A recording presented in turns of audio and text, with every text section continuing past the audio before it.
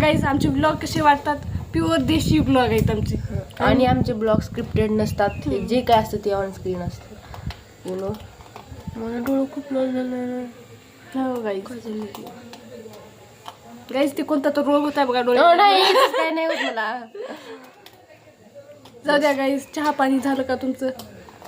माझं तर जस्टच झालं. आमचा नाश्ता झालाय, आमचं जेवण नाही झालं. सॉरी, आंघोळ पण नाही. गाईज आज आमच्यातले स्पेशल जेवण आहे. आज आहेत जेवायला धोंडे आणि आम्ही तुम्हाला इन्व्हाइट करत आहात, तुम्ही या. नक्कीच या गाईज. हो की ना, एक खाऊन जावा धोंडे. पण या.